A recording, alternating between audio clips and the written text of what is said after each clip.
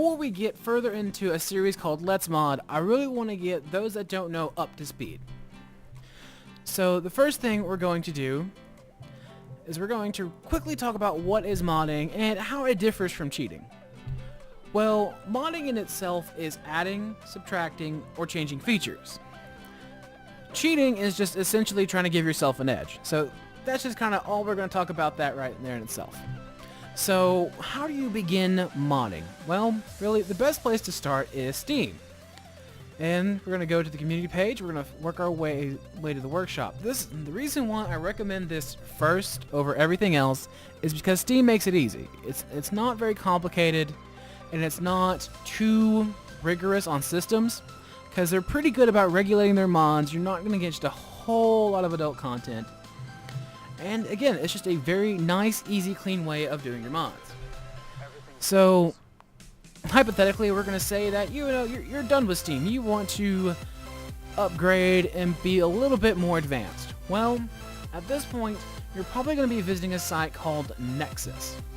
Again, it's like Steam, except it's completely dedicated to mods.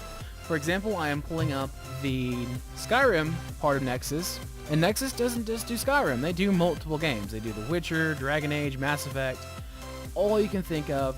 As you can see from here, you have a ton of mods you can go through and pick and change your game in different ways.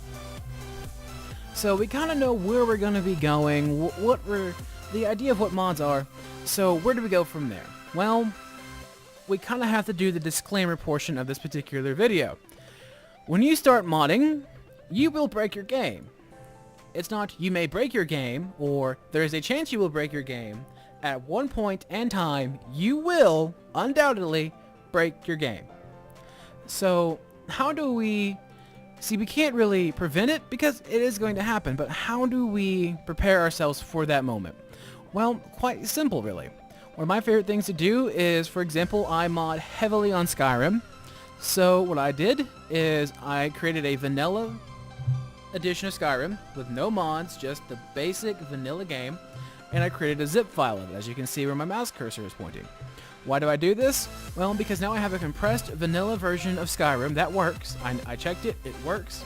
So if I do completely and utterly break the game like I have on 3 separate occasions, I can quickly go back in and fix it.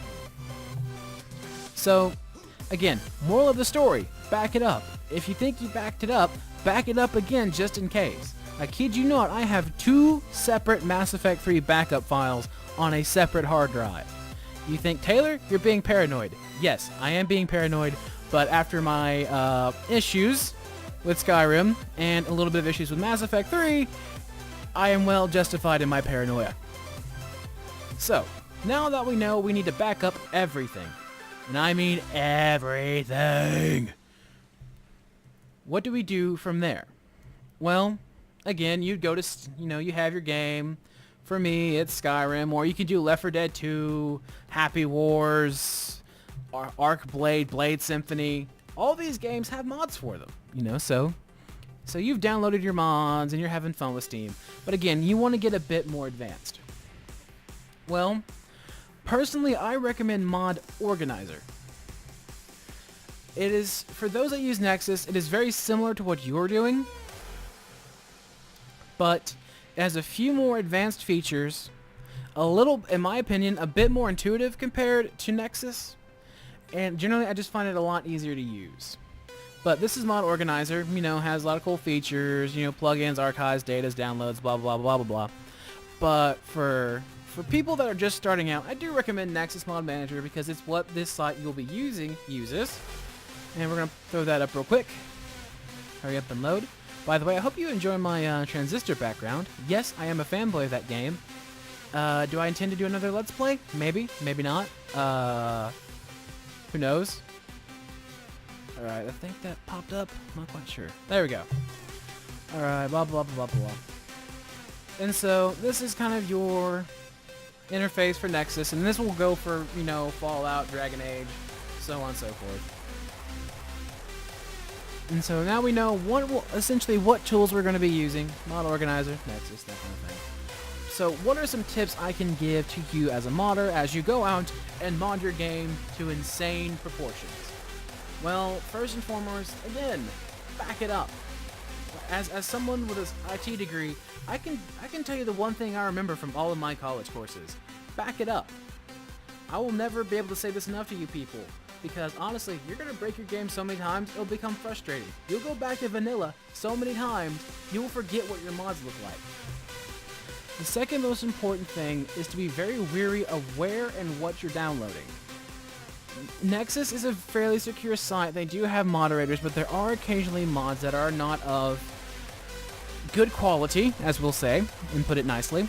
So you need to be careful of what you're downloading. And if I remember correctly, one of our guys, I think Aaron, actually downloaded a mod for Left 4 Dead 2, if I'm remembering this correctly. We'll go into Blade Symphony, because I like Blade Symphony. And it gave him a virus. And I've had mods... Oh, Gary's mod. My producer, Chris, who's on Steam Chat, said it was Gary's mod. Gary's mod goofed. I don't even remember what... Nah, I said Left 4 Dead, but we're going to keep going on. So, again, be very careful what you're downloading. Not just for viruses or malware's sake, for performances. Wait, is my producer saying something else again? Hold on, what are you saying? Gary's mod. Okay, yeah, Gary's mod. Never mind. Be very careful of what you're downloading, because it can also cause performance hits. My personal modding story...